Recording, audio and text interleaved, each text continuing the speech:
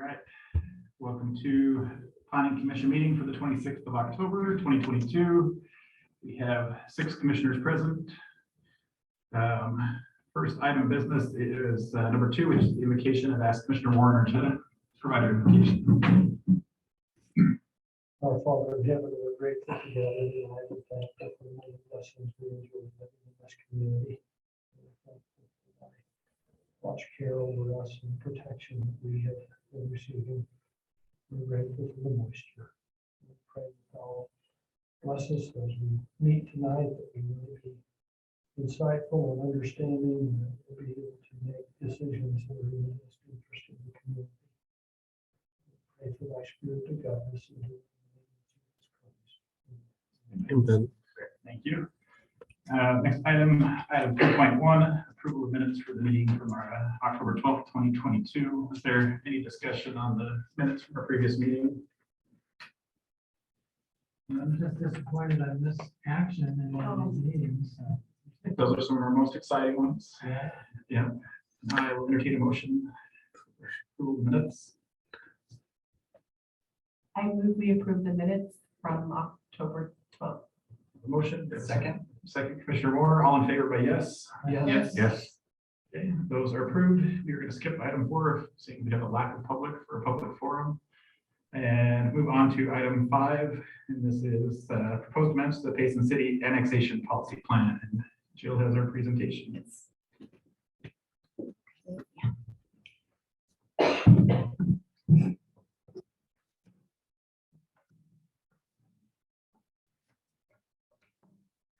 Okay, let me share my screen with you. And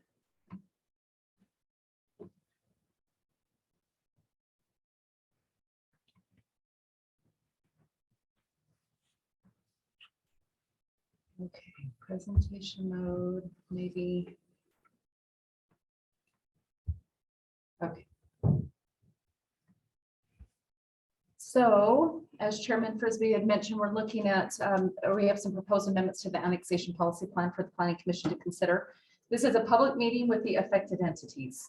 So there are several steps in the process to either prepare and adopt or to amend an annexation policy plan. And the first meeting is a public meeting to invite the affected entities to come in and share their thoughts on the proposed amendments. So I'll tell you a little bit more about the process here on a later slide. Just a little bit of background for those of you that are new to the Planning Commission. We don't look at the annexation policy plan very often. So I'll give you a little bit of the history and how it relates to other communities around us. But back in probably 2001 or early 2002, the state legislature had created new regulations in Utah code for municipalities that were wanting to annex property. They had to have what was called an annexation policy plan. Previous to being known as the annexation policy plan, they was known as annexation declarations or your urban growth boundaries. I mean, there's a lot of different terms that were used for the area that you would look at for expansion of your community. So the term that we use now is annexation policy plan, in that sense, the inception of that back in 2002. So we did comply with Utah code back in 2002 and put our very first annexation policy plan together. That was the map that was there. Our maps changed slightly over the years, but that was our first document there with our old city logo and with the map that's there. Fast forward about 16 years, we hadn't made any changes to this document over a lengthy period of time.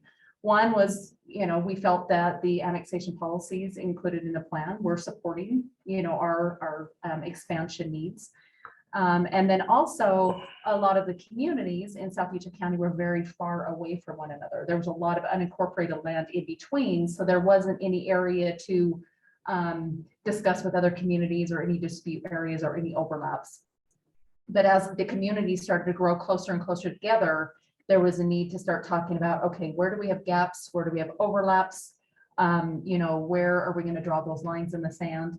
And so just over those years, more and more of those conversations happened. So actually in 2018 is what initiated that annexation policy plan amendment was actually an annexation of property. So the Riley Orchards, so the Payson Estates property down here that you guys had recently seen, That was not in our annexation policy plan. That developer had purchased that land, wanted to annex in the city. They could not even file an annexation petition till that property was included on our expansion area map. And then there was also some other changes we've made. We had made some interlocal agreements with Salem and with Oak Ridge and other communities that we wanted to ratify in that plan. So moving forward again, we have a few proposals for you tonight, but I'm going to go over the process real quick because it is pretty lengthy in order to amend this plan.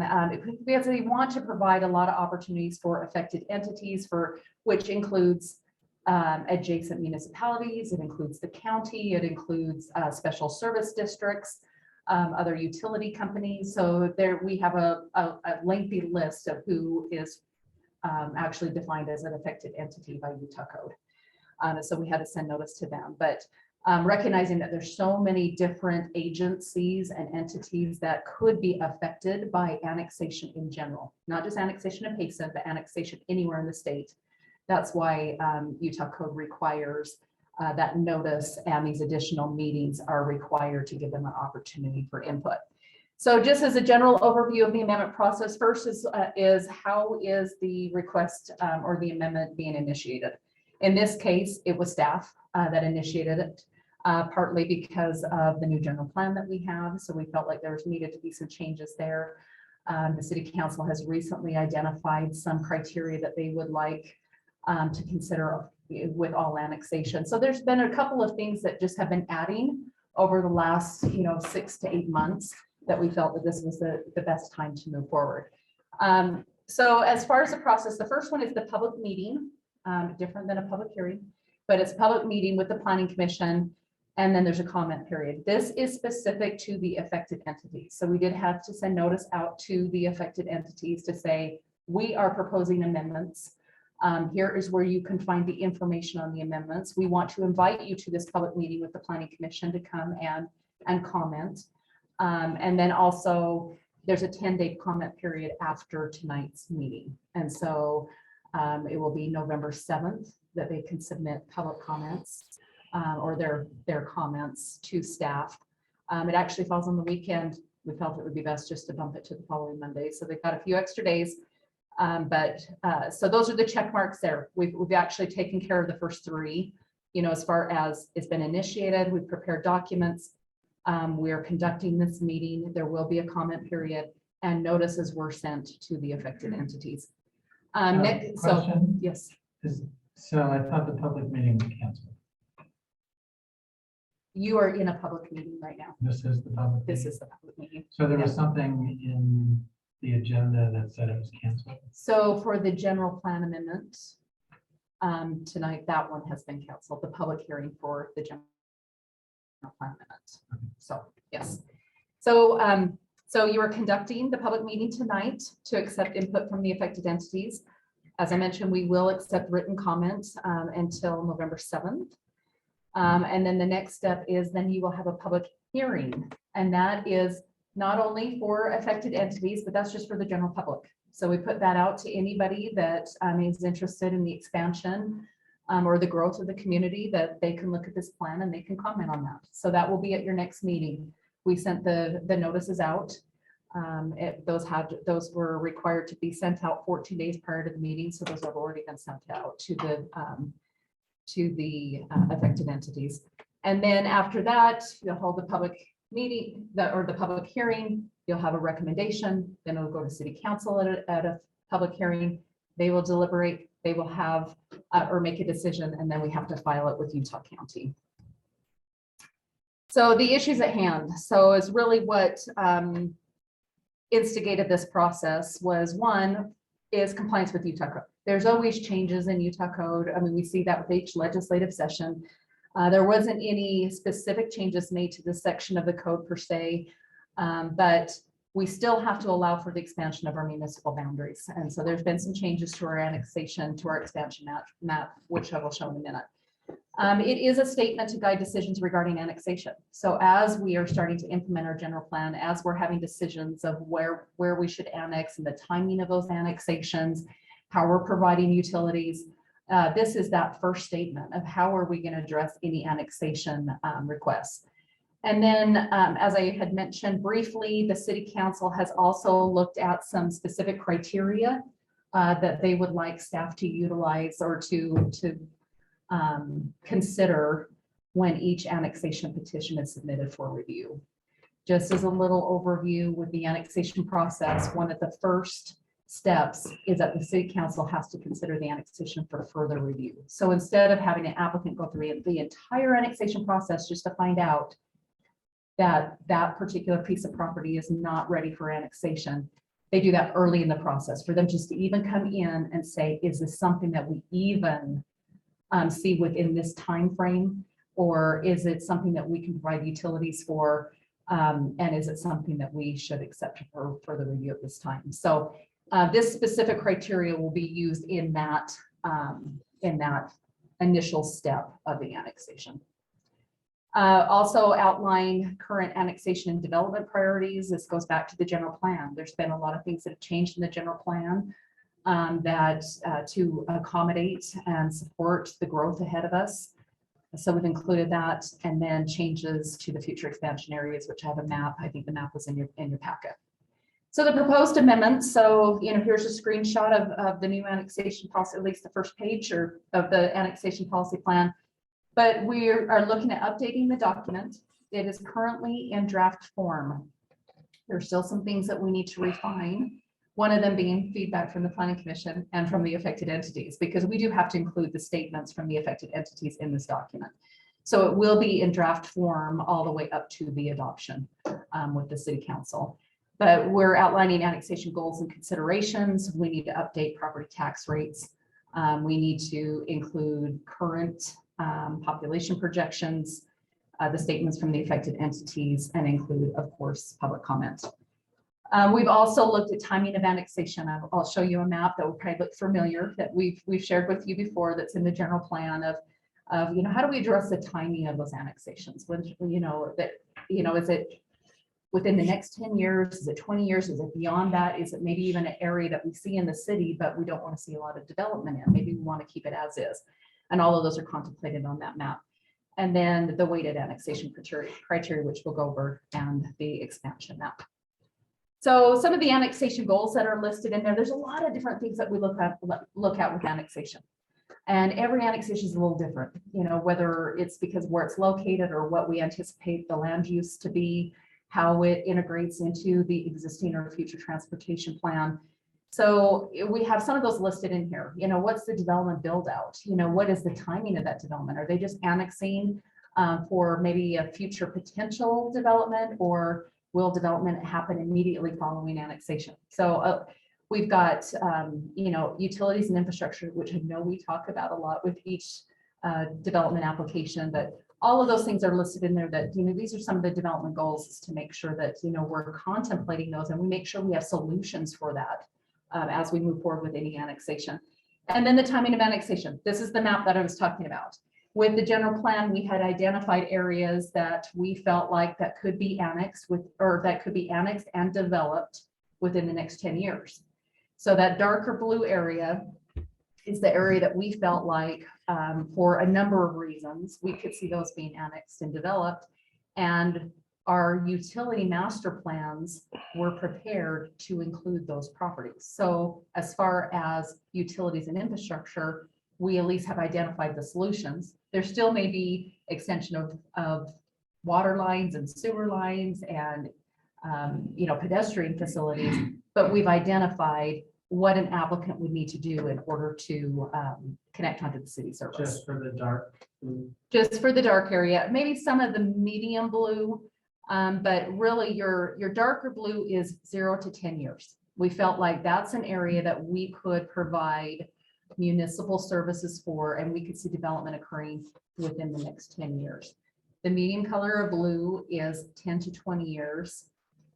More of the teal is 20 and beyond.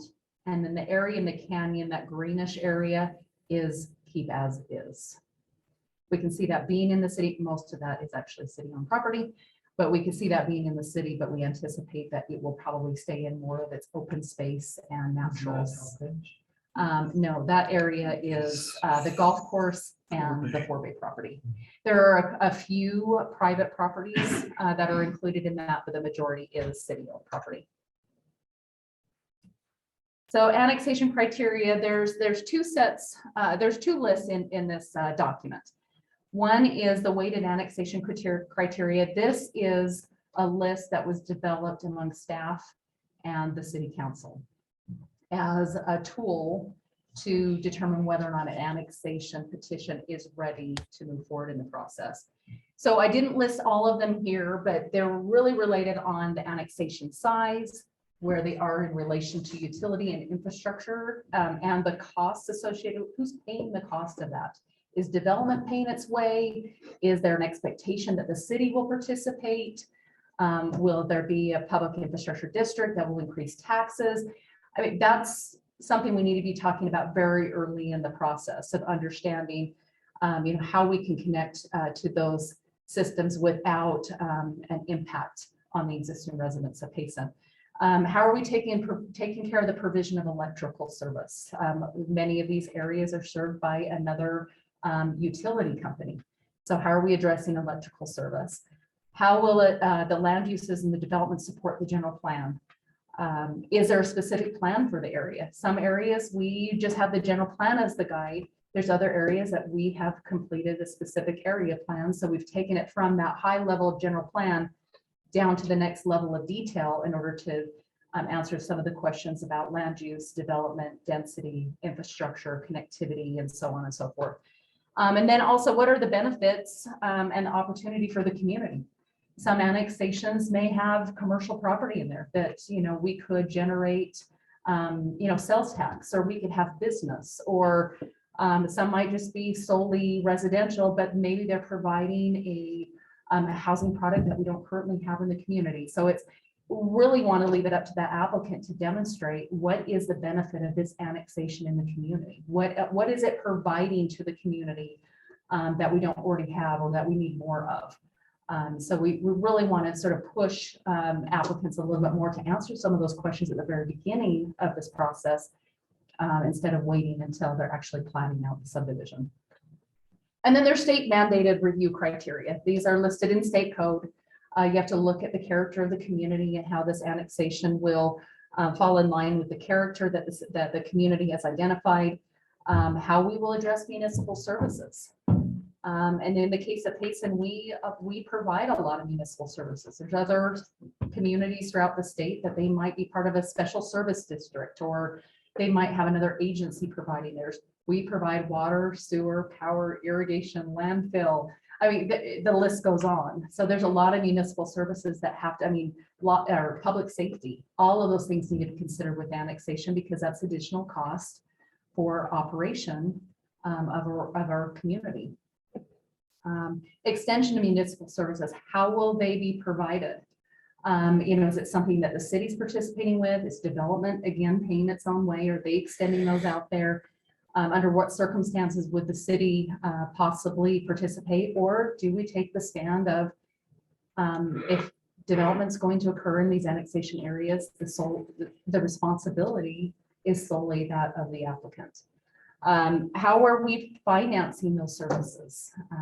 Very little of the cost of maintenance and providing the services is from property tax.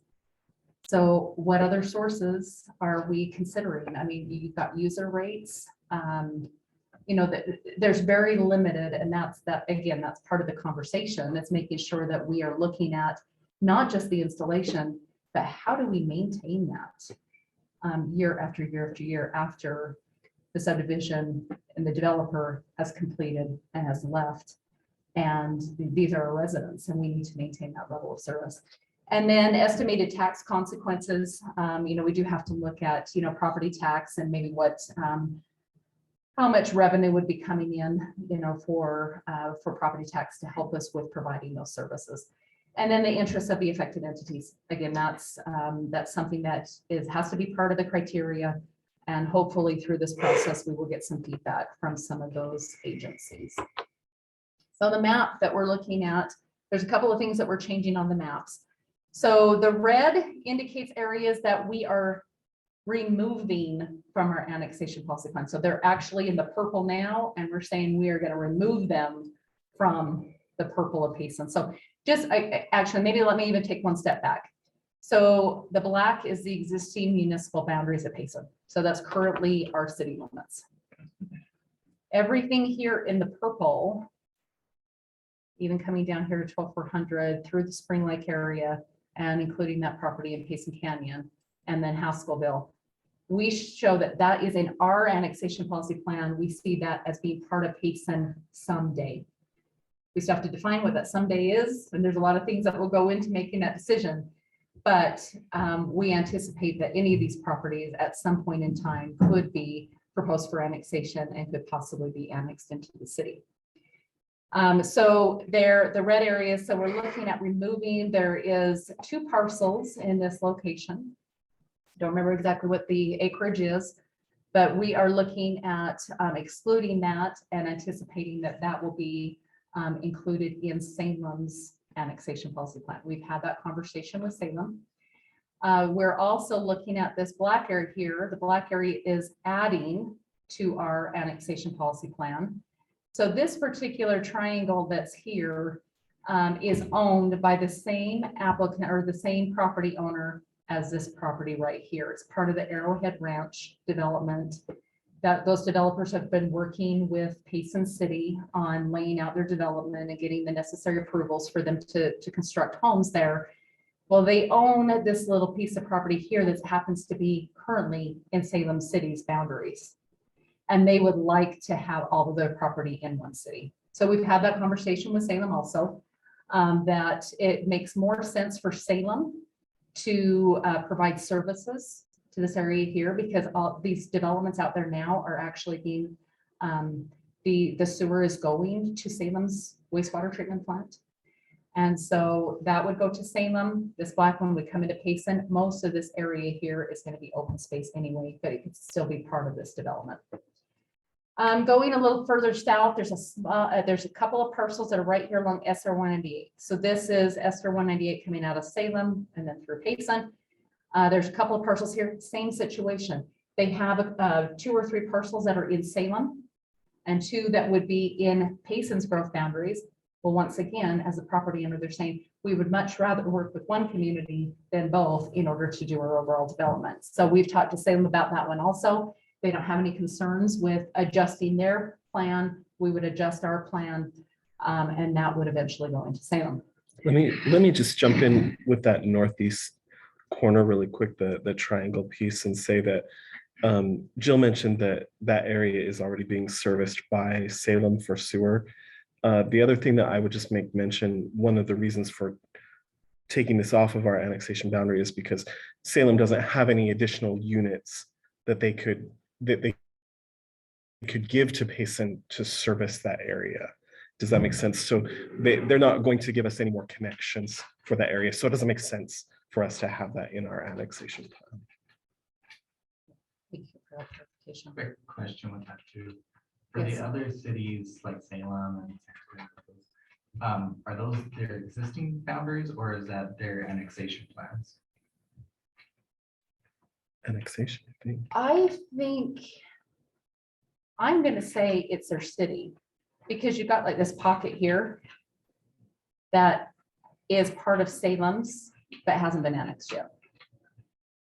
And then same thing with Elk Ridge. We have an agreement with Elk Ridge that like these properties here will be annexed into Elk Ridge and they're not green. So I bet that these, I mean, I'm not 100% sure. That's a great question. But I'm pretty sure it's just showing their existing boundaries and these little pockets of unincorporated property here would go to the other community where they're not in our purple color. And then moving south down here in the Spring Lake area, there is actually a parcel. There's a couple of parcels here now that are they're currently in Santaquin City. We recently entered into an agreement with Santaquin to determine the line in the sand between the 2 cities. We determined that to be 12,400 south, west of the highway. So here's SR 198 coming down to Santaquin, Interstate 15. So I-15 is right here. I know it's really hard to see on this map, but anyway, so a couple of things happened with Santaquin. So we entered into this interlocal agreement about a year ago. We had determined that anything south of 12400 South, which is this line here, would go into Santaquin. Anything north would stay in Payson.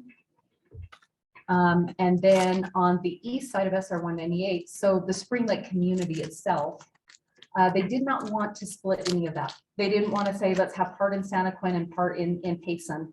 So any of the Spring Lake community would still stay in Payson City's annexation policy plan, including a few parcels that they've already annexed into their city above the Highline Canal. So this area here is not only going to require us to put in our annexation plan, Santaquin to take it out of theirs, but they're also going to have to disconnect it back into the county.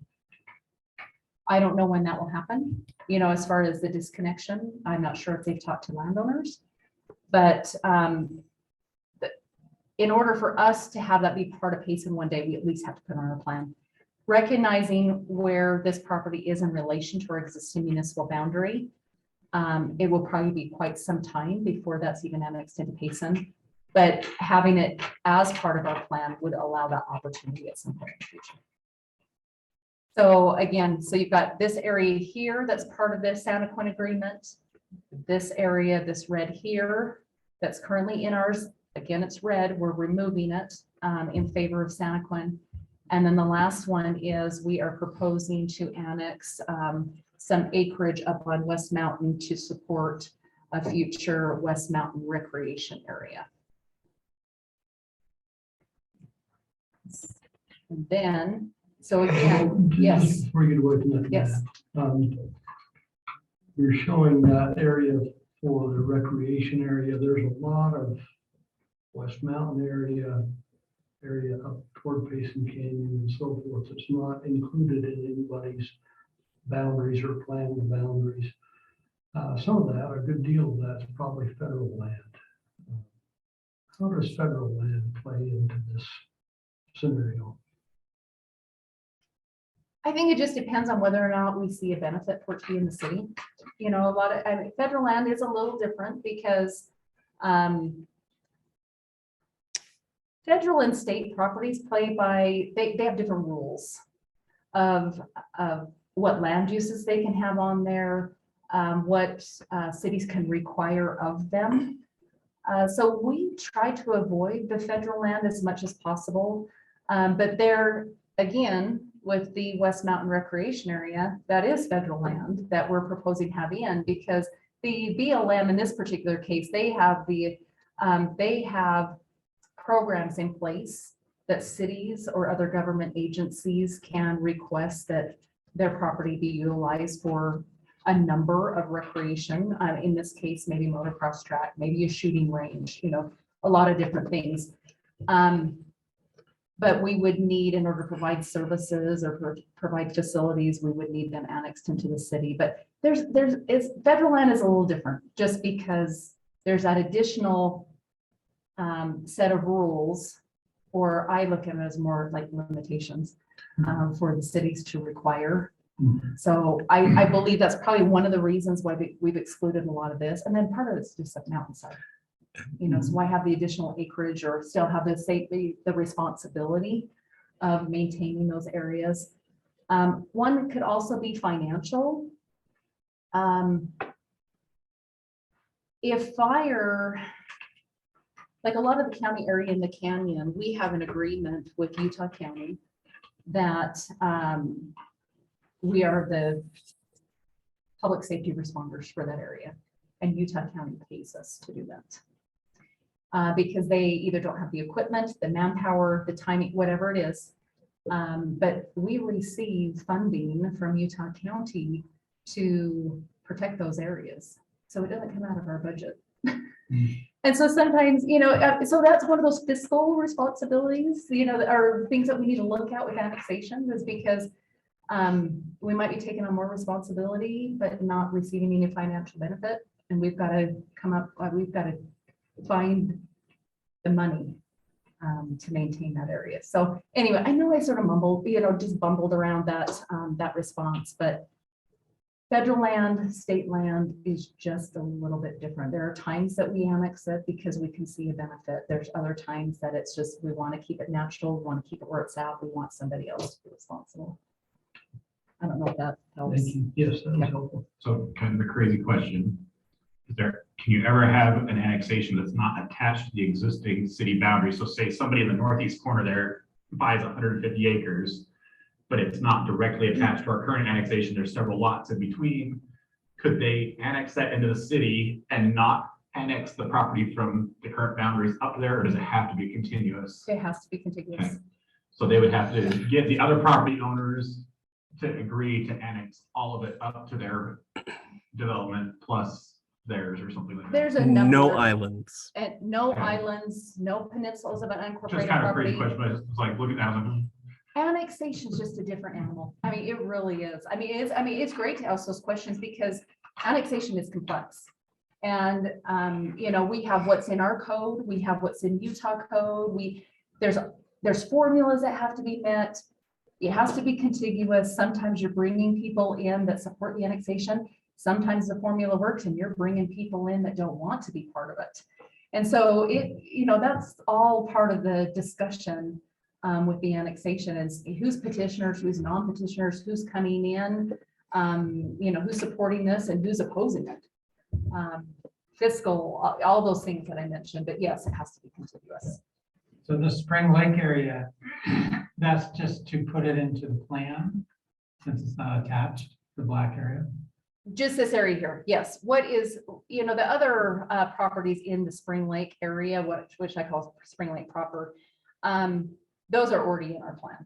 It's just this area here that's above the Highline Canal. Like I said, there's like 4 or 5 properties up there that I think even if you were to ask those property owners, they will say that they're from Spring Lake. But I couldn't tell you when that would happen. This would just allow for the possibility at some point in the future. And I can go back to this map if I need to. Let me just go to the last slide. Again, just going to mention this is a multiple step process. We are here in those steps. So we've prepared the documents and the maps for review. We're holding the public meeting tonight. The public comment or the comment period will extend till November 7th. On November 9th, you will have a public hearing and the possibility to forward a recommendation to the City Council. City Council will hold a public hearing and make a decision. We're anticipating that will be in December. And then within 30 days, we have to file it with Utah County. So there is a lot of work that goes into this because state code is very specific that one, you have to have a plan in order to annex. You also have to try to put a plan together that avoids gaps and overlaps. You need to identify how you're going to provide services. You have to identify why you included some areas and not others. So it's pretty intensive of identifying all those things. The draft copy of the plan will be included in your next packet. So you will have that information there. If you feel like if we need to add anything, but still understand sort of the hierarchy. You have the annexation policy plan that we use for certain purposes. You have the general plan. You have the annexation process. You have land use applications.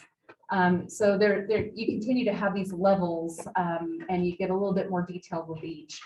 But the annexation policy plan does really serve a purpose. And we're really trying with some of these changes to actually be provide more guidance earlier in the process than has been in the past. Question, Yes. excluding the annexation of the piece down here for the industrial park down here, has there really been any annexation in the last 5-7 years that's driven by someone other than developers buying the property and wanting to annex them into the city? In the last 10 years, we put a map together. In the last 10 years, we have annexed about 3,000 acres. We've annexed a lot. A majority, well, some of it was to bring, some of that acreage was to bring the Bamberger Ranch on the north interchange into the city. That was sort of a joint effort with the city and the property owner to bring that into the city. The one going out west, out into West Mountain, out to the landfill, was city initiated.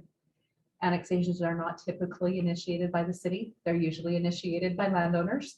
But in the case of that one, there was a lot of factors that were going on in the West Mountain area. There were some changes at the Utah County level. We were concerned about the longevity of our landfill. So we felt like we need that in our city. So we regulate that instead of Utah County. There was also rumblings out in the West Mountain area of them incorporating into their own city. Once again, we did not want our landfill to be in another city.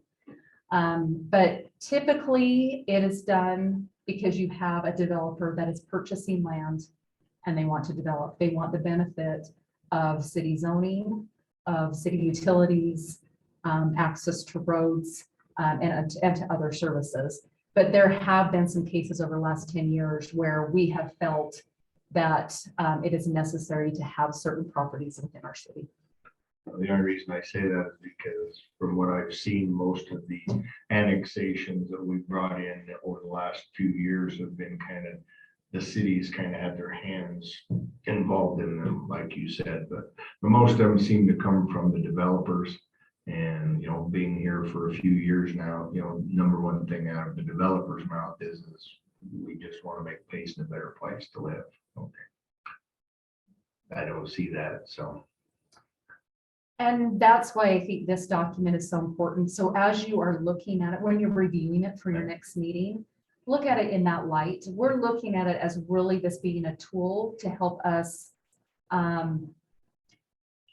Well, I look at it as a way to manage growth a little better by having the plan in place. So when these annexations come into place, there's something there to guide. But And I think that's exactly how we're looking at it. It's Okay. just giving that extra and I think level that's- I think of that's the review. only way to really look at it. And that's where I think, you know, when you see the document, you'll see the weighted annexation criteria that staff would work with the council on. Might need to be massaged a little bit, but it's a really good start. And we've actually used it on 2 annexation petitions already. The council did not accept them for further review because of that weighted criteria.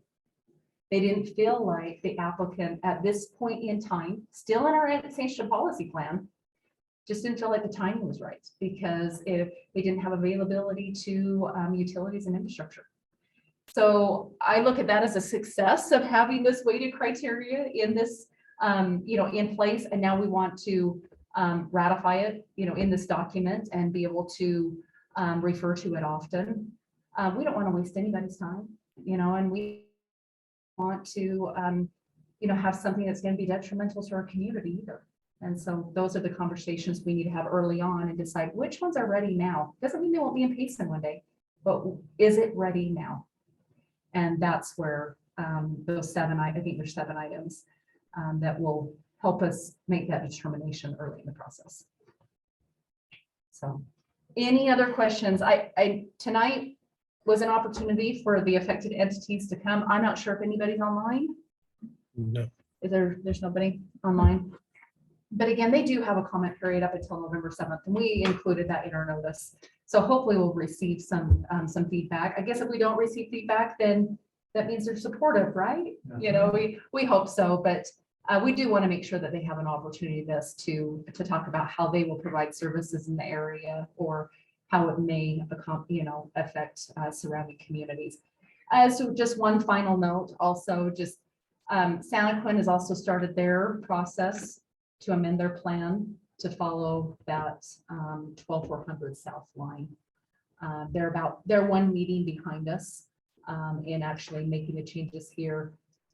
We have a huge, currently until each one of us amends our plans, we have a big overlap between Payson and Santaquin here. So we're actually looking at this is something that we've been waiting for a lot of years for the 2 communities to come together and say, this is it. We've been able to come to that agreement with Spanish Fork and with Salem and with Elkridge. Oh, and Genoa. We didn't have actually an agreement with Genola, but we have just followed, their boundaries of theirs. But Santaquin was that last one that we needed to get the agreement, and just the timing was right, with the staff and the elected officials to say, this is where the area that we're both going to plant for. So it's been a good thing. Any other questions? Other than that, there'll be more information for you to review and comment. Hopefully we'll have some public input through this process, but unless you have any other questions for me, there's no action needed. Chairman, there's no action needed tonight. It was just that public meeting to gather input. Okay, so no questions. That means let's go ahead and move on to your presentation on development projects. We could please. Okay. And I'll try to, I was fairly brief with council, but I'll try to be even more brief. By whose standards? Yes. Well, David announced at the beginning of the meeting, says we have to have pictures with the city council at this time, so you have to be, so he gave me the time and we paid attention. Is there a log and everything we have to get through? Maybe I want to find it.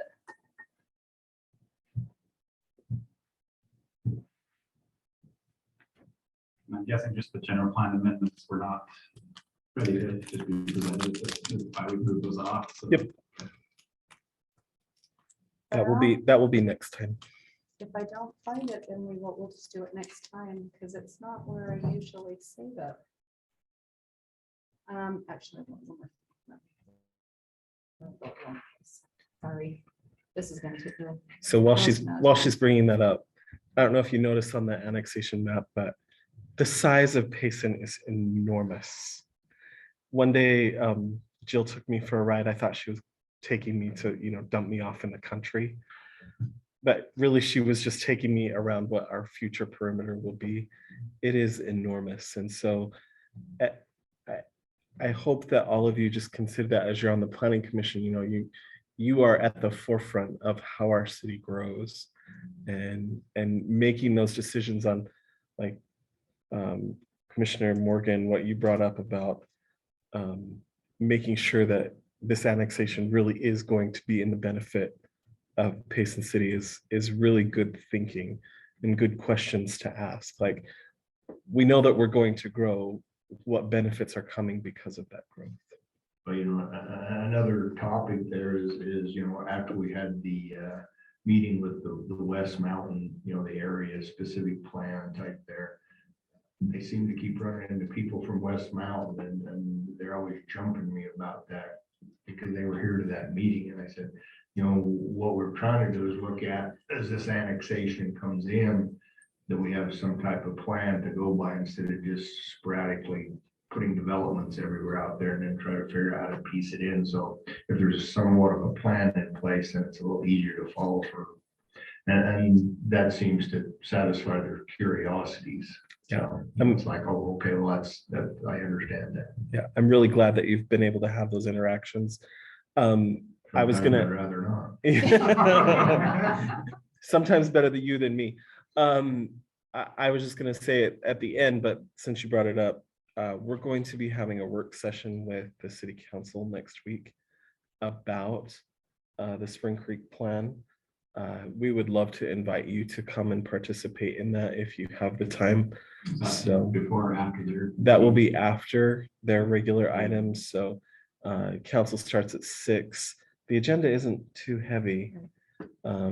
So if you have some time, maybe come around 6:30 or so and participate in that discussion.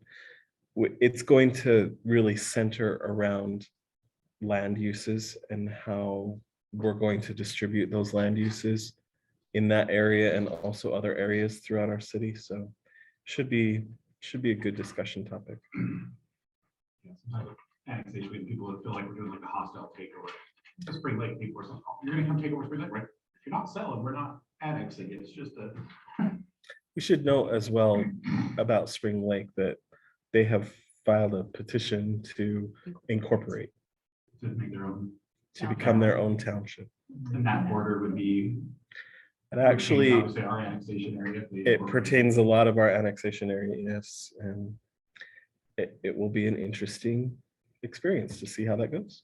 Before we start our next topic, question being, Travis, I don't know who's involved in there, but one of the big topics at the Spring Lake meeting that we had a couple weeks ago was the fact that new interchange, they want a light out there off of the highway, and they're always saying the city needs to, and the city needs to. It would be nice if we had a contact for somebody in UDOT to hand that over to the citizens of Spring Lake and say, you know what, this is the individual you guys need to call. We don't have the individual yet, but we've had a lot of calls from Spring Lake residents or people living in that area, even in Payson, in the Right. Springside Meadows development. And we've just told them just to call the main number. It would be nice to have a specific person, but we have brought that up. We meet with, there's several staff members that meet with UDOT, with their leadership quarterly. And the next time we meet with them will be in December. Now, we don't have to wait till December to talk to them, but it will definitely be an agenda item for the December meeting. But we have shared, even as staff, we have shared with them the need for that. Repeatedly. Repeatedly. And so at this point, we've just told any residents that have called in, it's a UDOT facility. We can make improvements on our one leg of that intersection. The other one's county. So two, the main road is UDOT, then you have county, then you have city. But without UDOT support to do that. So Well, I I think that was they need just to shocked call because- often and Because I have a daughter that lives there, and me and my wife always took care of the grandkids, and when they repaved that, the road's wide enough that I was kind of amazed that they didn't put a turnout off the northbound side and a turn lane on the southbound side there, because the road was plenty wide enough to handle that. It's like, we're talking about some paint here, not a light. and we'll bring it up again and we'll make sure it just stays on the agenda and, squeaky wheel gets the grease. Well, And that's why I was saying if we had a contact, you could hand that to a handful of them Spring Lake people there, and it'd make the round of the town. I guarantee you there'd be phone calls out. That's probably they don't give you an individual contact. They're trying to save somebody. But we can talk to Travis about that, and whether it's Travis or Jonathan or Kent or whoever it is, we need to make sure that we're staying on top of that too, because these are, our neighbors and our residents that are concerned. I mean, they're concerned that somebody is going to get hurt. Well, and it's still boundaries of Payson is there because all that development that comes out of there, because I use that when I go to Spring Lake Elementary, come back out 1200, but there's definitely an issue there. There's definitely a need. Okay, Okay, so sorry. we will forward that on. Sorry to Question. interrupt you. No, you're fine. Question, the annexed area that's not in the city, is that owned by the county now? So everything, yes, that is in the purple is currently unincorporated Utah County. So. Not owned by the county, Not just owned, but they're under the jurisdiction. under the jurisdiction So of that Utah means County if government. somebody wants to build something in that northwest corner, they could, if they got approval from the county. From the county, they'd have to meet their land. Do we use have and any their say in it? regulations. No, if it is unincorporated area, they meet with Utah County and they meet their requirements. And do we even know those conversations are going on? Sometimes, but not always. It depends on the type of application, of whether or not they have to notify adjoining property owners or adjoining cities. Okay. But yeah, I think even just as a courtesy, I think a lot of the times the Utah County will send us notification, but then it's just purely courtesy. I mean, we may go over and express some of our concerns, but it's just like in our community, if somebody comes in and they meet our requirements, but Utah County doesn't like it on the other side of the line, Yeah, we're the jurisdiction that gets to make that decision. okay. So. Okay, I'm gonna go through this real briefly, but this was, we've been providing you for the last couple of months, a wrap sheet, so a report on active projects. And those are land use applications. So those are initiated by an applicant, developer, builder, so on and so forth. And so we have a lot of projects that we are funneling through our department, but we took the opportunity at the last council meeting to share with them some of the other projects that are not land use application related. These are ones that we've got that are happening at a regional level or with adjoining communities or staff initiated, a lot of other different things that are just coming out of the planning department. So we just wanted to go over those just quickly. So this is the overall list. I probably missed a few, and I know it is small print because I wanted them all on the same sheet. Part of that was by design, so you can say, oh my gosh, look at everything that they're doing. Anyway, but we do have a lot of things that are going on. So a lot of them are listed there. We have specific area plans. Robert had mentioned one that we're going to discuss next week. We're looking at making changes to South Meadows. We do have budgeted to do a specific area plan for Spring Lake. A lot of that's going to depend on what happens with their incorporation. So that's going to sort of be a wait and see. We've got a lot of regional transportation projects that are happening. We've got the downtown Payson vision plan that is going on. Annexation policy plan amendments, those you saw tonight. There's different grant opportunities that we're looking at to fund different tourism or technical assistance projects in Payson. There's land use ordinances, there's interim changes that we need to make. We're also looking at doing a complete rewrite of our ordinance, which will take a lot of time and a lot of input from the planning commission. We've got a gateway transition zone that's being proposed by, or that a BYU student group is working on. That will be at your next meeting also. They'll be presenting the findings of their study at your next meeting.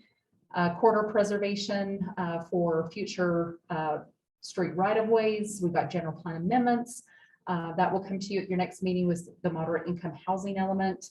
Also, the engineering department is working on changes to our transportation master plan. We're working with UDOT on a study to look to see how we can get pedestrians safely from one side of the freeway to the other at 800 South. There's also things happening with the Needle Loop Scenic Byway. The Forest Service is proposing some fees for certain recreation areas up the canyon. We're also working with BLM on a motocross track and some trails on West Mountain. And then we are also working on the 4-Bay master plan. So that's a lot. And 300 other meetings a week that we get pulled into. Meetings and phone calls and counter and all these other things. Anyway, we're running. And so I guess if anything, just be patient. You know, it's like, we'll get to it, you know, be patient if it takes a little more time than anticipated, just because of all these projects we're working on. But there's some fun things, there's some great things happening. Anyway, I'm not going to go over all these tonight. I just want to give that quick little, I'm going to focus on like 5 of them. So that's this presentation. So the project spotlight one is regional transportation projects. And I wanted to talk about this one just because we've been talking a lot about transportation lately. We keep on to the planning commission. Transportation is important. We want you to talk about it. We want you to ask questions. We want you to get involved. There's a few things that are happening that if you haven't seen emails yet, you will be seeing emails in the future. But Mountain Land Association of Government, who serves as our metropolitan planning organization, so they help us with long-range land use planning and transportation planning. They are updating the 2050 Regional Transportation Plan, so the RTP. So we may use that acronym at times. Anyway, so this is the regional transportation plan for all the mountain land regions. So that's basically all of Utah County. Takes them a little bit of Draper, and you know, it goes out. Anyway, it's a big, large area that they look at of how are we connecting highways, freeways, transit, active transportation. How are we connecting that, not just with one community, because we're always looking at our community, but how does that fit into the bigger picture with the entire county? So they are looking to update every 4 years. They update the regional transportation plan. That's an opportunity for them to come to the communities as well as to the public to say, these are the alignments of roads that we see as annexation and development continues. We want to make sure that we protect these corridors, so we have really good connectivity. So not everybody is funneled to the freeway. What are some alternate routes? How can people get through arterial roads, collector roads? How do those connect into city roads?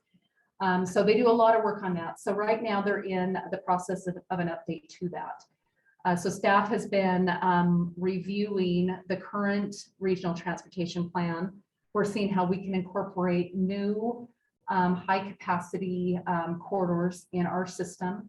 One of the most important things with the regional transportation plan is if we want to apply for any type of transportation funding for a regional project, it has to be on this plan. So we even met earlier today as staff to look at it sort of with a fine tooth comb to say, okay, what have we done over the last 5 years that are not included on the plan that we need to make sure or is included moving forward. One of those was the 8 South extension.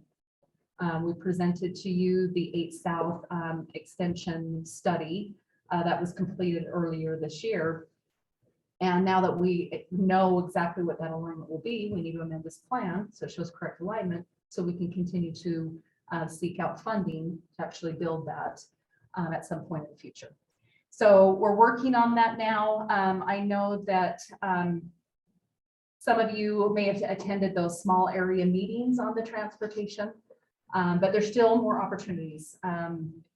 Again, if I haven't sent you the email, I will. You can go in, you can look at the map. They actually have a mapping tool that you can go in and put comments on. They're just seeking input from cities and from the community of what we want to see on that regional transportation plan in the future. Also, UTA is completing a 5-year service plan. We've also pushed transit in our community recently. We've had a lot of studies that have been done. Most recently was the South Valley Transit Plan that was completed by the end of last year.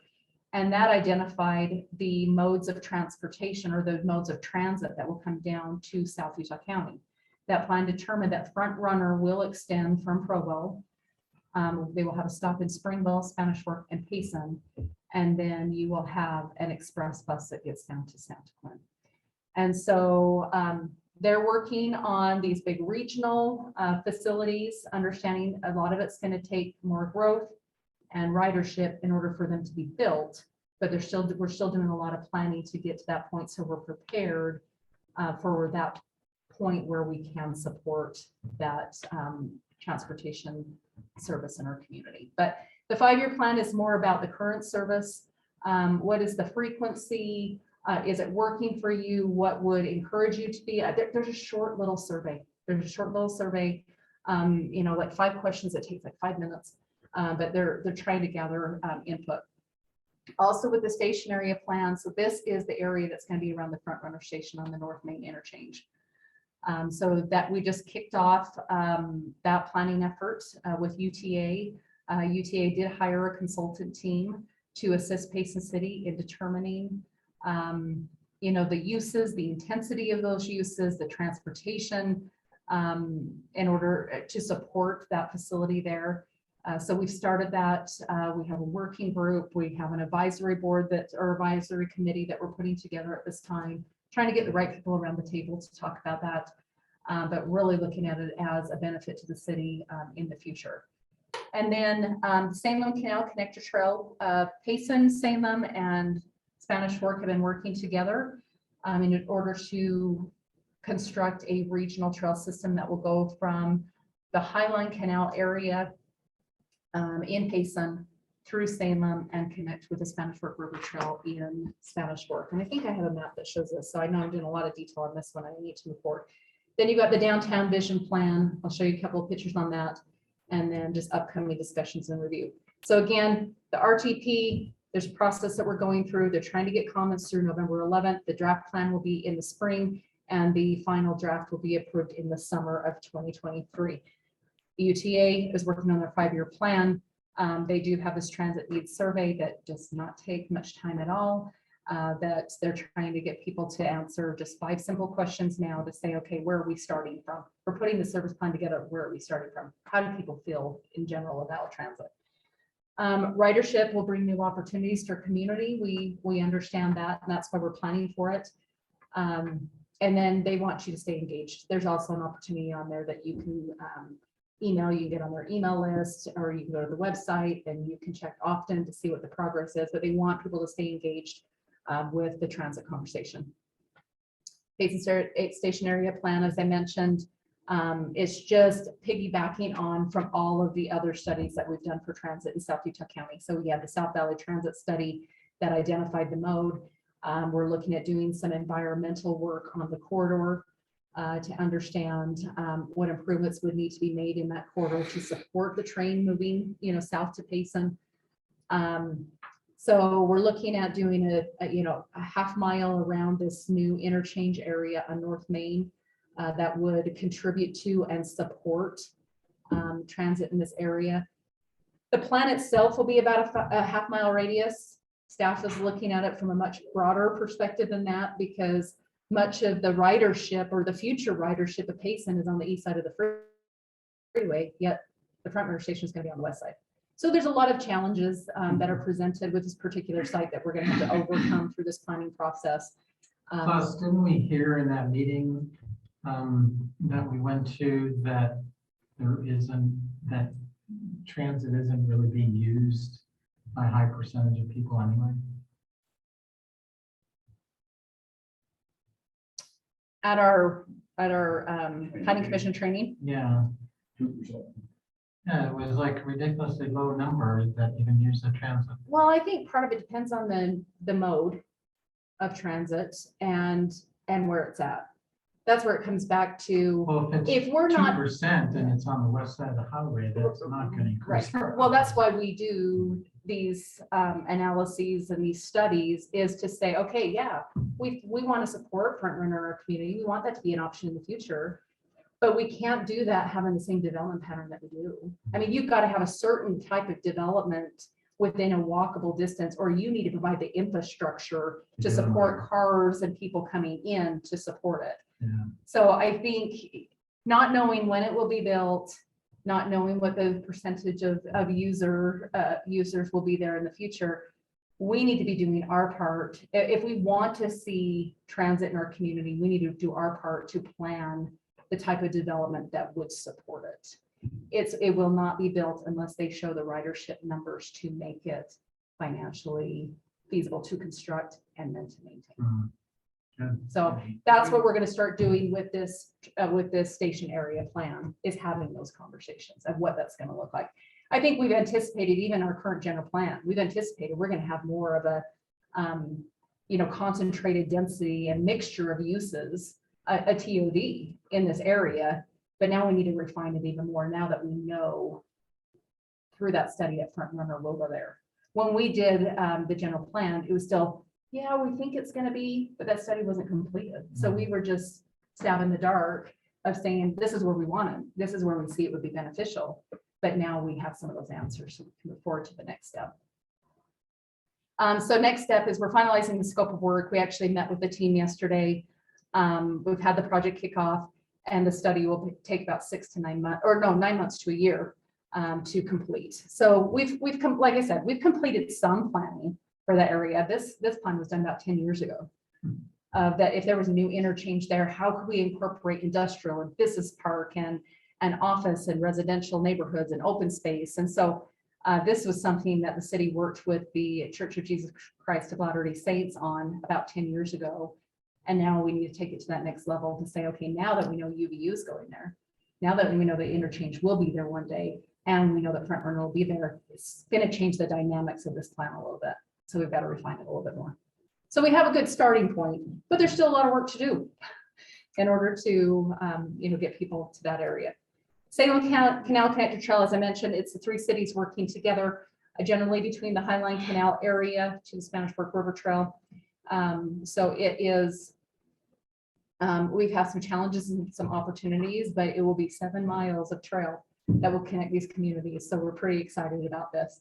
But there's some challenges. We need to look at acquiring some property or some easements. We have to work around existing development patterns, especially in Payson and in Salem, because there's some areas along this corridor that have already been developed. So we already have sidewalk, or we have fences, or we have homes, and we have driveways. So we're having to work around that and trying to make it the best situation as possible. But there's definitely going to be some areas that are restricted by that existing development. There's also topography. When you start thinking Highline Canal, Salem Canal, Spanish Fork River, there's a lot of topography through that. And so just trying to find ways that we can find routes that, it's still going to be interesting and provide a little bit of challenge, but not too much of a challenge for people to traverse through the corridor. And then there's also rising construction costs. So that's a challenge that we're going through, especially looking at such a long stretch and looking at so many challenges, and then with 3 different cities and including the county, some of the areas still unincorporated. So we're having to refine things in a way to say, okay, what can we do now and what can we wait on till later in order to get as much of this trail constructed. But there's a lot of opportunities. It's nearly 7 miles of connected trail through these communities. So we're pretty excited about that. We're trying to look for, safe street crossings and signage along those corridors right now. A lot of those areas that people are just running in the road or they're cycling in the road, and we want to provide a safer location for them. It's anticipated that there will be different trailheads along this 7-mile stretch. And so there'll be opportunities for people to come and park and, connect to the trail whenever possible. There's also subgrade crossings whenever there's an opportunity to go under the road instead of having a surface crossing, especially on some of the busiest streets, one being Elk Ridge Drive. We're looking at, how can we go underneath versus, at the surface. And then the funding is allocated, or at least up to a certain amount has, but that goes back to one of the challenges with the rising construction costs, because when we got the funding, it was going to work financially for this entire 7 miles to be constructed. And now with rising costs. So we're down to 5.5 now. So it's, yeah, so, well, and then, yeah. Actually, this section here, I can't remember if it's 10 million that was allocated to this project or it was 12 million.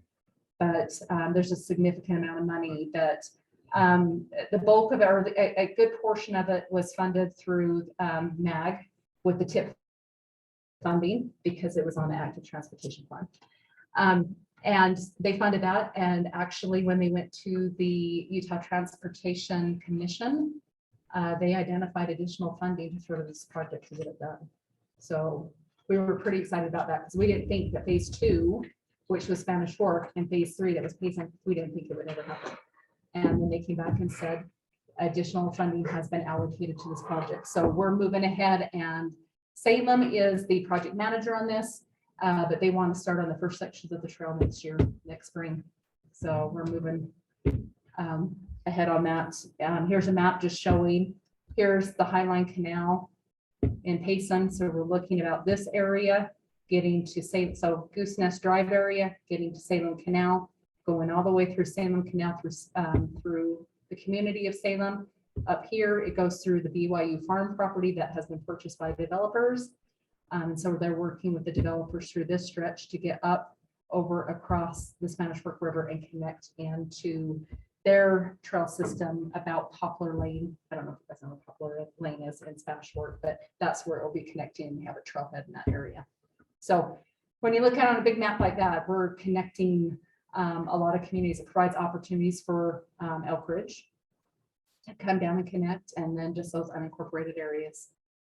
Is there a reason the dots are bigger in the north than in the south? That was phase 1. So as you can see here, that was the focus of Salem. Of course, they were applying for it. So phase 1 was the majority. And so, looking through the development here, and then we had the other phases, of course, ours being the last phase initially.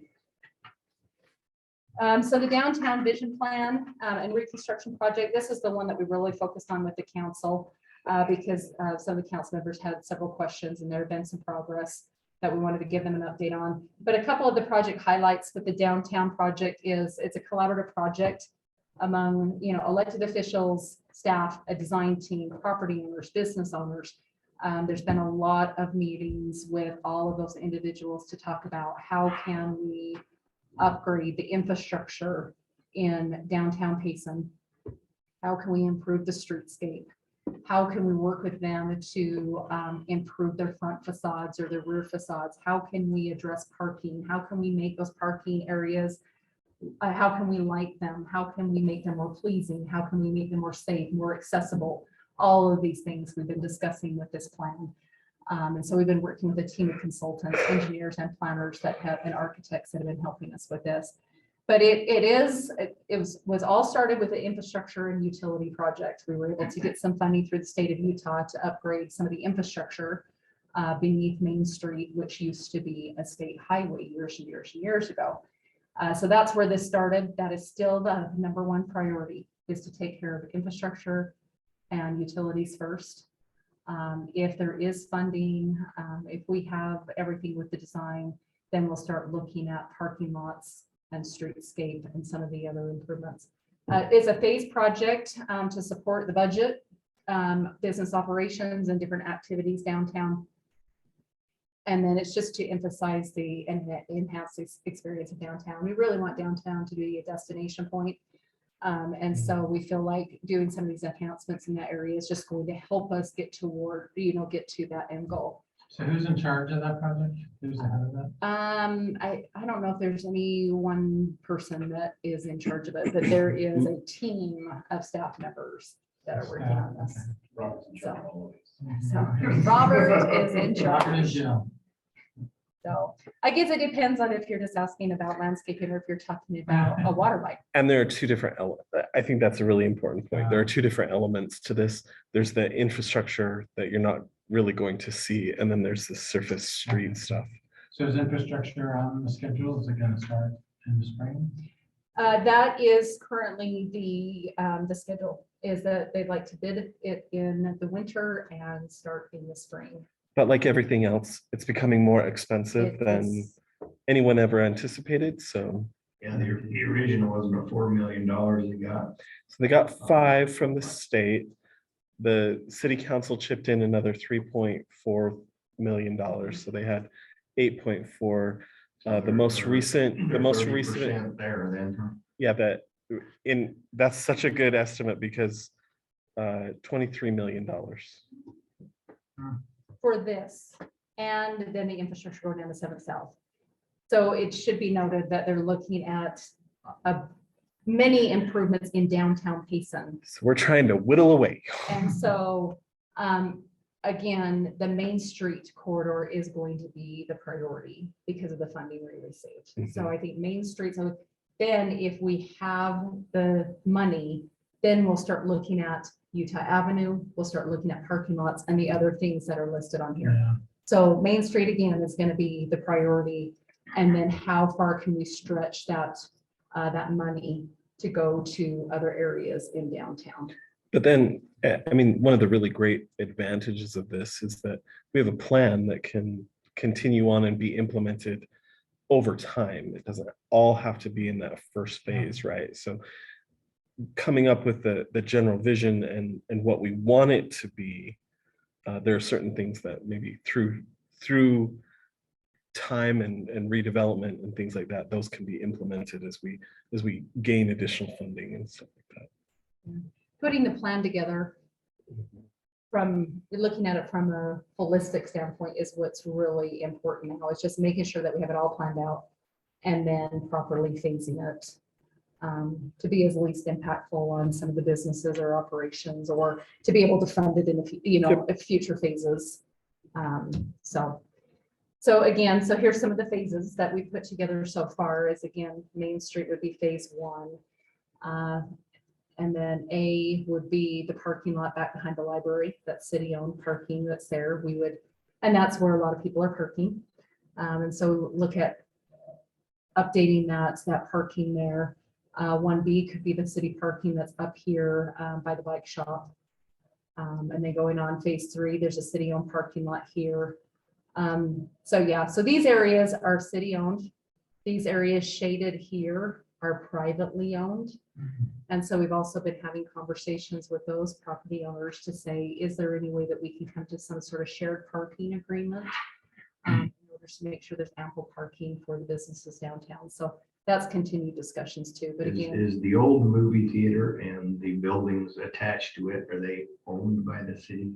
no. No. And so the Hewish is actually operated by a nonprofit organization, so 501c3.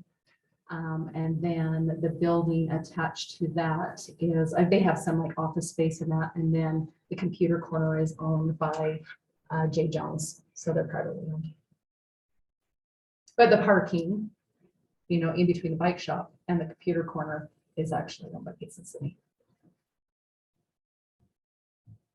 Here's the Main Street cross sections. So this is if you were standing at First South looking north, and having the cars come towards you. Anyway, the cross section that we're looking at for that. Okay, so it is proposed that the cross section be changed to accommodate parallel parking instead of angled parking. So you're still gonna have a one-way street. I know in the very beginning stages, we had some people suggest, why don't you look at, opening it back up to two-way traffic? For a number of reasons, that was discarded fairly early in the process. But it will still be one way going south, and then you'll have parallel parking on either side. That's why it's so important to have that other parking in those other areas. That's why we're having those conversations, is because you're going to lose some parking on Main Street, and we've got to, we have to gain that in other locations. And then on the west side of the road, you're going to have an 8-foot sidewalk for pedestrians. You're going to have a 6-foot planter. Going to the east side, you're going to have a 12-foot planter area that includes a water feature. And then you're going to have the 8-foot sidewalk. So if you were standing at First North and looking south, this is what you would see on the east side. You'd have that water feature in the planter here, the traffic, the on-street parallel parking, and the pedestrian ways on the west side. Utah Avenue is going to be slightly different. There's some different opportunities or challenges that are presented on Utah Avenue, but I think the improvements on Utah Avenue will probably, as far as the right of way, will probably be the most significant that you'll see, because Utah Avenue it's not uniform. It's not consistent. I mean, you go in some sections of Utah Avenue and it's really wide, and you go to other areas and it's really a bottleneck. And so there's going to definitely be some changes to this corridor here. But in this case, you're going to have if I look at, is that 6 feet of the pedestrian way? And then the size of the planter, the width of the planter is going to vary. Sometimes it's going to be 4 feet, it might be 5 feet, but it's going to vary. But then, and mainly is because this is two-way traffic. Utah Avenue allows for two-way traffic, where Main Street is just one. But you have the two-way traffic and again, parallel parking. So that will create some changes, especially here along this section here by Mi Rancherito, because they've got the 90-degree parking there. But there will be parallel in order to provide for good movement of traffic through there and some landscaping. We're looking at doing a lot of surface improvements as far as paving, looking at colored concrete, looking at some pavers to create some design, not only in the pedestrian walkway, but also some elements that will be incorporated into the street. Those particular nodes are actually strategically located to where there is some additional pedestrian connectivity to buildings and to parking areas. So you may have noticed that on the previous plan, but also looking at how can we incorporate street trees in a very attractive manner that's not blocking the buildings, or the canopy isn't so large that we're running into some of the concerns we have now, or the root system isn't buckling sidewalks, so looking at the landscaping, we've had to look at that very closely. Are we getting the correct trees and shrubs and other plantings that are going to enhance the area or make it attractive, but not create a maintenance nightmare for the city or some of these businesses. Also looking at what we could do with the breezeway downtown. The city, so you got the library here on the south side of the breezeway. The city has purchased this property on the north side, which used to be Utah Trikes. So the city has purchased that, and we're looking at opportunities or the potential of having more of a culinary arts or food hall there. So how can we incorporate this space into the city buildings? Can we incorporate some windows and some doors and really have that be integrated into the space? Maybe have some dining areas that if and when the food hall comes in, people can go out and utilize the space better. We would take out the planters, the median. There's some center planters in there now that we would take out in order to be able to utilize that space a little bit better. But whether it's landscaping with hanging baskets or if it's lighting that's strung along this area, we really want to make that area more usable than just a walkway to get to a parking lot. It's like there's probably multiple uses that we could have there to utilize that space a little better. The water feature, here's just a conceptual layout or design of what the water feature could look like. That will be on the east side of Main Street. So how it incorporates, you've got the buildings that are here, you've got the colored concrete and the pavers that will go along here, and then you'll have a 12-foot planter that will incorporate trees and shrubs and rocks and a waterway of water that will go down there and just recirculate, to create, that's the sound, exactly. So. So the amenities is just wayfinding. We don't have a very large downtown, but if we're wanting to make this a destination location with people that may not be familiar with Payson, we don't want them just to be in downtown. How are they going to get to, we want them to know where Memorial Park is with the celebrations. The petite meat is just down Utah Avenue. But mainly downtown is, how are people getting around? Where are they knowing where the public parking spaces are? How can we promote different celebration and events throughout the years with the banners. So we're trying to see, how could we incorporate those all in, like even with the streetlights.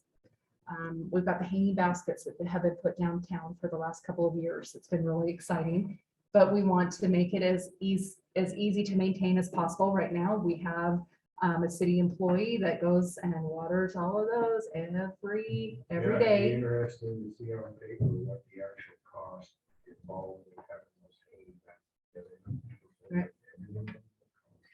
And that's what we're seeing with, and even internally, we've been talking about maintenance. I mean, there's one thing just getting these improvements completed, then there's the ongoing maintenance that we have to think about as well. But with this, there are some streetlights now that are actually plumbed. So they actually have the water in them and they come to the hanging baskets and there's a drip system. So we're hoping that will free up some staff time and some costs there. They're still going to have to make sure that they're functioning and They don't get blown out. Right.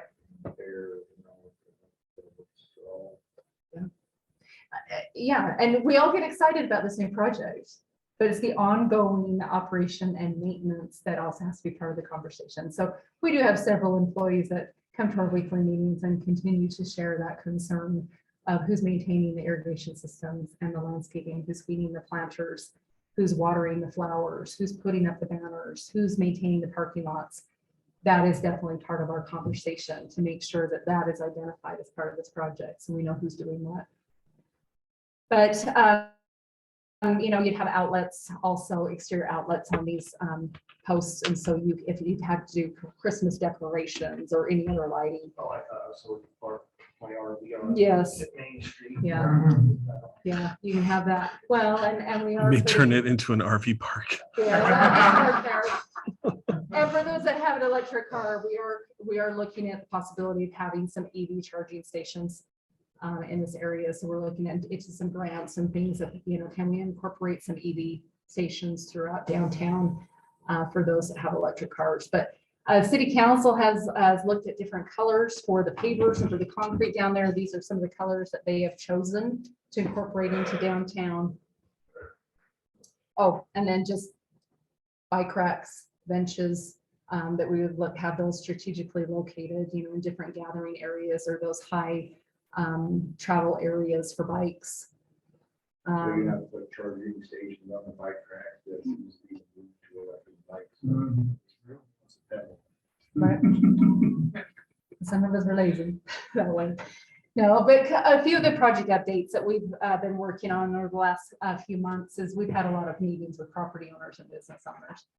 We've been talking about parking. We've been talking about awnings. We have 6 buildings downtown that the awning actually is affixed to the ground, which could complicate things with our plans of having an 8-foot unobstructed pedestrian way. So we've been talking with those business owners about the possibility of or finding ways that they can have awnings, but they're not affixed to the ground. And so those have been, some actually some really good conversations with them. In many of the cases, it was the first contact that they had with the city. So it was, okay, these are our initial concerns. If we can find a way to get over these, and there were some that was like, let us chew on it for a little bit. Let's think about it. We'll get back to you. But yeah, these are a lot of the things that the community doesn't see that goes into the planning of this is, we want to make sure that those communities or those business owners feel comfortable with this project. We need their support. We're looking at, is there some grants that could be used for facade renovations or even these canopies that we're talking about? If we've got to get rid of the awnings, is there some canopies that could be funded through that? We're also looking to work with the Utah State Historic Preservation Office to see if they have any resources that can help these business owners on making those improvements. EV charging stations, like I mentioned, we've also gone and mapped out all of the existing electrical facilities downtown, what's overhead, what's underground, what's undersized, what needs to be. So we've looked at all existing and then we've put together a proposed layout so we understand what improvements would need to be made for the electrical system to support these improvements and the buildings that are currently there. And then we just continue to work on the design and the engineering. Like I said, we have a design team that's working on them. We meet with them weekly, and then we have a staff meeting weekly to go over some of their questions and to give them additional direction. And then, as Robert had mentioned, that the costs just continue to go up. And so recently, much of our meeting has been focused around those cost estimates and how we can refine them. We've actually hired a contractor through a CMGC in order for them to help us with some of those estimates so we can refine that budget and we can determine how the phasing will go downtown. So anyway, we're trying to tighten our belts a little bit, and the contractor is Hogan. So. And then We've also implemented a policy to have, the ambulance nearby whenever we talk about cost estimates and stuff like that. So, Oxygen.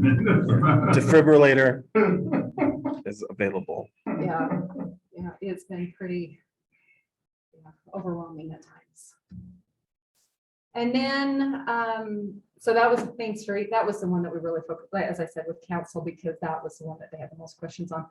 But upcoming discussions and reviews, just to give you a little glimpse of your November and December. So November, you'll be seeing the moderate income housing element of the general plan, or the changes that are needed to meet state code requirements. There will be an update on the Spring Creek specific plan, as Robert had mentioned, and invited you to next week's city council meeting to participate in that. And then we are finalizing purchasing some property for the 8 South extension to West Mountain. So it's the property that goes through Red Bridge development. So we're purchasing property with some MAG corridor preservation funds. December, well, actually, this was prepared for the city council, so keep that in mind, because the annexation policy plan amendments is actually coming to you in November. But anyway, so with the council, we want to wrap up the annexation policy plan amendments in December. The BYU students will be giving you a presentation in November, city council in December, on that gateway transition zone. Also in December, technical assistance for government grant is due for a couple of projects that planning projects that we have in mind. And then there's also some Utah Office of Tourism grants that I will be applying for some improvements along the same highway. So I tried to be brief, but there are a lot of improvements. There's a lot of projects. So it's a good thing I didn't do the whole list yet. Anyway, but a lot of exciting things happening, a lot of things moving fast, a lot of opportunity, a lot of challenges. But we appreciate your involvement in that and any input that you can provide. And you're always welcome to reach out to staff to get more information, come to those city council meetings, participate in those discussions, because a lot of them are big projects for our community. Putting the budget more help for staff to take care of all this stuff. Be like, hey, we need some more people. Curious, are we seeing any of the projects that have gone through the approval process that are getting held up now because interest rates are rising and things like that are economically slowing us down? I had somebody ask me this question actually yesterday. It was another community and we were just comparing notes, what's happening in Spanish Fork versus what's happening here. And I still feel like, and so Robert, you can give your perspective. I still feel like the applicants are still wanting to get through the approval process so they have an approved project. All that's done. They're maybe not moving forward as aggressively as they have in the past to actually get improvements in. But then that said, it just depends on the type of project, if it's residential or if it's industrial, because we've seen a big uptick with industrial development with applications. But I still feel like they're very motivated to get the approvals. And I think they're just sort of waiting to see what's happening with the market if they pull the trigger, but it's not preventing them from getting through the approval. They're not stopping the approval process.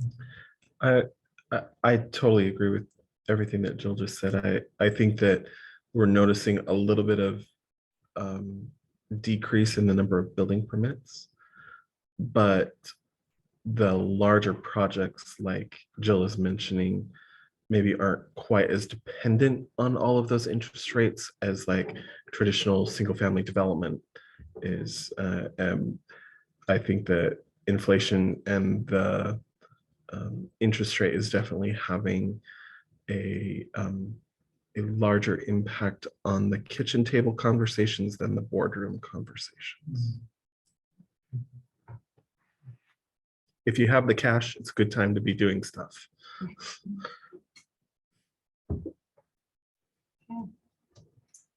Any Thank other you. questions? If not, we can wrap up. Yes, thank you guys. Okay.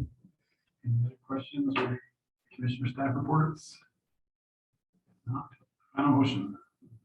I move that we adjourn. Motion second. Second. All in favor by yes. Yes. Yes. Yes.